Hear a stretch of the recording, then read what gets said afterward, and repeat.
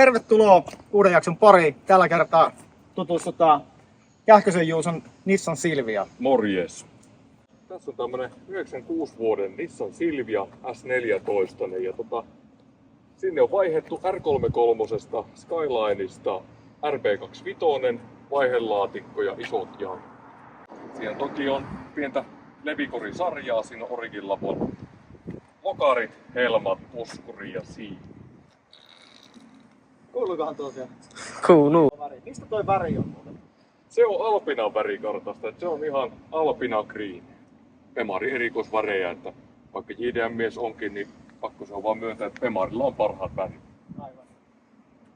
Kerros kori läpi. Eli sulla on mitä Origin läpi korisarjaa vai puskuria vai? Melkeinpä koko korisarja, eli siellä on puskuri, etulokarit, helmat, takalevikkeet ja takapuskuri ja siipi. Etulokarit on plus 75 milliä, takalokarit plus 55 milliä, mutta hallissa on jo oikeastaan plus 75 takakyljet odottamassa. Siipi on 175 senttiä levein mitä vaan sai. Sinne on sitten itse rakenneltu pienet varusvajerit. Niin täällä on tällaiset kunnon jarrut. Joo. Se on siis varmaan aika toimiva. Se on aika toimiva homma, että näissä kuitenkin on niin ohutta peltiä toi konepelti, että vaikka mulla täällä on isot alumiinilevyt tuolla kontin alla, niin se silti pääsi vähän elämään, niin tää jämäköittää se sivusuunnassa aika hyvin. Joo. Alusta on rakennettu pikkasen luisua varten, eli etualatukivarsia on levitetty 30 milliä ulospäin. Eli kääntökulma on 60 astetta suurin piirtein. Sitä varten on kanssa sitten konehuoneesta tehty tynnyrimallin noin pyöränkaaret. Ne on levitetty sieltä, että mahtuu pyörä kääntyä kunnolla. Takana sitten löytyy hydrokäppärille oma jarrusatula. aika hävyttömät nämä vanteet. Joo, se on Börkin T7R, kaksosasina. Takana on 11 tuumaa leveät, miinus 26 ET:llä ja eessä on sitten 10,5 leveät, miinus 16 ET. Aika rajut speksit. Joo, Lippaa täällä joku 4-5 tuumaa takana. hyvästikin. En ole oikeastaan mitannut, mutta Joo, ja tää on kiva tällainen harjattu tää pinta. Joo. Kiinnostavaa brussaus. joo, että semmonen siunaus tuli, että nämä takavanteet tuli auton mukana, kun se nosti ja itse tilasin sitten vaan mätsäävät etuset. Viimeisimpinä muistan, niin tää on viimein rekisteröity ja katsastettu. Joo, sen mä kävin karvaan reilu viikko sitten vihdoinkin katastamassa, että oikeastaan meni siihen, että mä nautiskelin siirtokilvistä niin pitkään kun niistä vaan kykeni, niin ei tule ehkä virkavallan kanssa niin paljon sanakärhämää.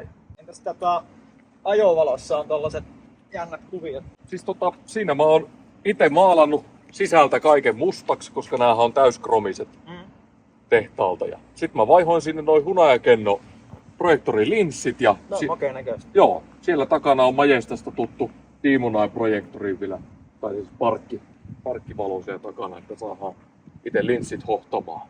Aivan. Josko meidän tässä kohtaa katsoa konehuone.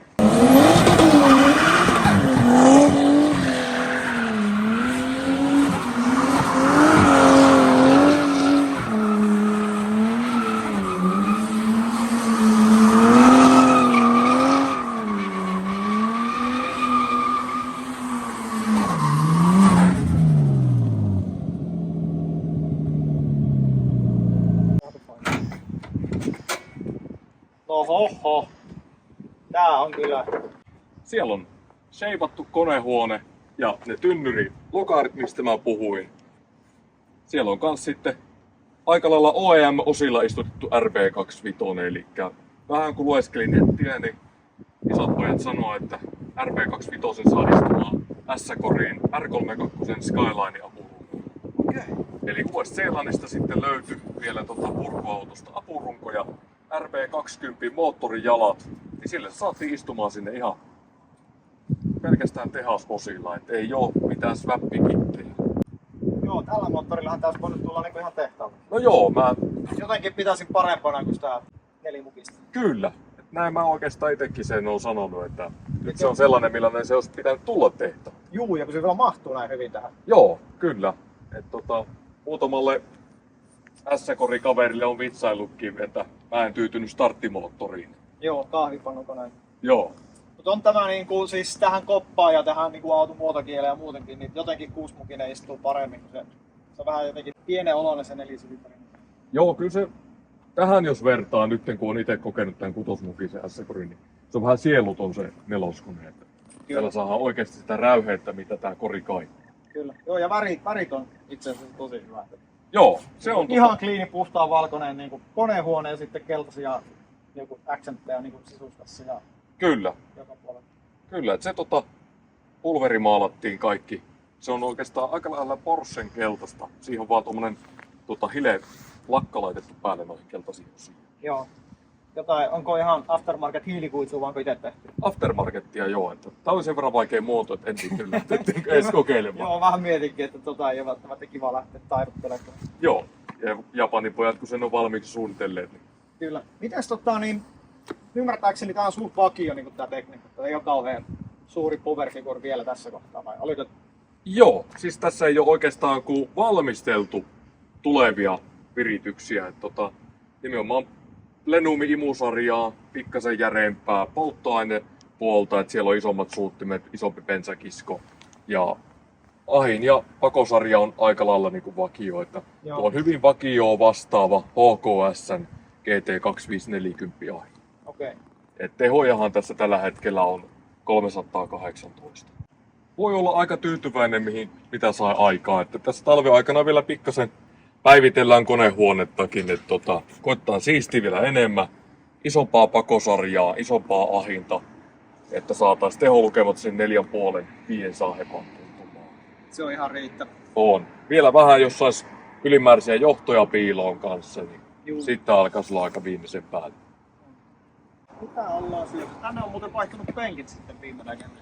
Kyllä, eli täällä nyt vaihtui ne Riden puolikuppipenkit Optionin täyskuppeihin.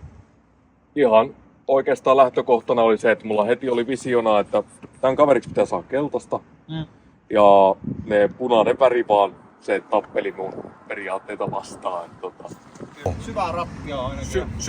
Syvää rattia. Merkistä ei ole vielä tietoa, että se tuli auton mukana, mutta talven aikana olettaisin, että se vaihtuu. Sen verran ollaan Vertexin katalogia kyllä selailtu, että joku sieltä täytyy ostaa. Kyllä. Makeen näköinen tuon vaihdekipinnuppi. Joo, sinne piti... Nismo-erikoisuus. Joo, edes yksi Nismo-osa pitää olla tämmöisessä Nissanissa. Sitten se, mistä puhuttiin kesällä, niin täällä semmoinen, mitä ulospäin ei näy, niin täällä on tosissaan vakio käsijarru vaihdettu hydrauliseksi. Eli siellä on alla nyt linkku, mikä vaihtaa sitten tuon vajerivedon työntämään pääsylinteriä. Ja sitä varten tuolla takana on nyt ne tuplasatulat.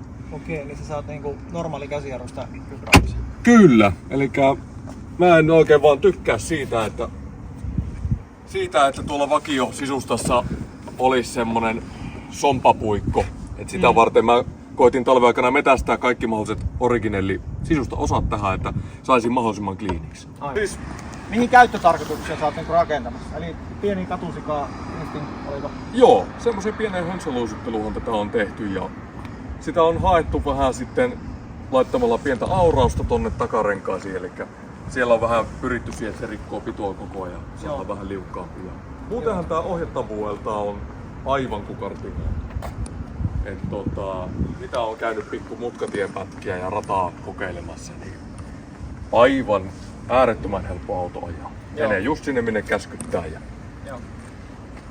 Kuinka kauan sulla on ollut? Tää on ollut nytten vähän päälle 1,5 vuotta. Eli tää viime vuoden keväällä mulle tuli ja... Oliko niin, että tuli Ruotsista? Joo, Ruotsista tuli. Kattelin yhtä kauppasivustoa, missä näkyy aika lailla kaikki Euroopan autot. Ja, sieltä on kattonut aina tiettyyn väliajoon R32, Skyllejä, näitä S14 ja RX7. Et jos sattuisi tulee jotain mielenkiintoista vastaan. Sitten tää pomppasi nenää eteen, että voi vitsi miten hyvä värine. Että tää on aika lähellä sitä Nissanin alkuperäistä Emerald Green väriä, mitä mä oon haaveillut. Niin ekana pisti väri silmään ja avasin sitten ilmoituksen, että voi vitsi, tämähän on muuten Ruotsissa. Ja sitten loksahti monttu auki, että okei, että tähän on jo yritetty laittaa moottoria. Että auton mukana tulee RP ja laatikko. Aivan.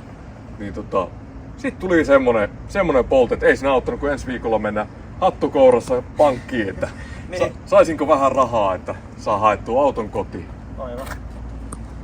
Et siitähän tää oli hauskaa, että tätä kaikessa hiljaisuudessa tuli rakennettu, että tästä ei kun muutama kaverikaan tiennyt. Että sitten kun tästä kesällä laitettiin ensimmäistä videoa ja vähän kommenttia, niin rupesi puhelin soimaan, että mitä helvettiä. Että... Joo, ja tänä kesänä kun sä oot täällä vähän ajellut, niin on kyllä noterattu ihan täällä tapahtumissakin. Joo, tää on yllättävän onnistunut ensiesitys.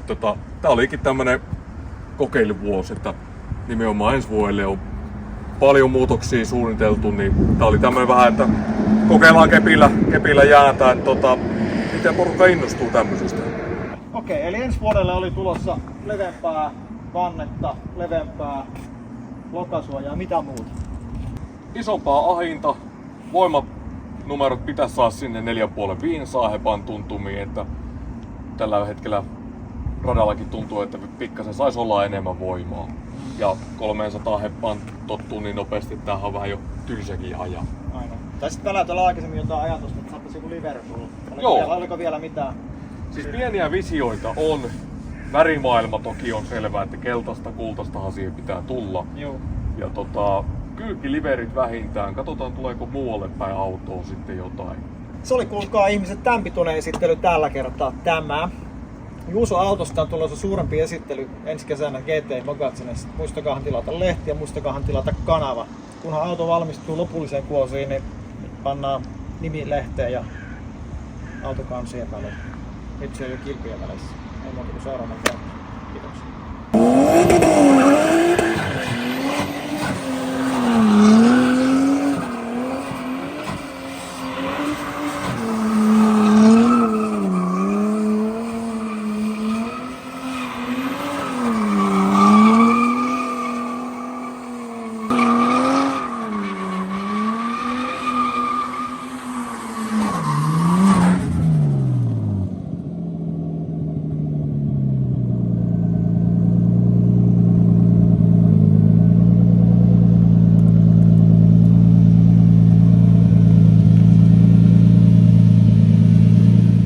Sellainen pro-tip antaa, että jos kiipeilet tikkaissa, niin älä käytä sormusta.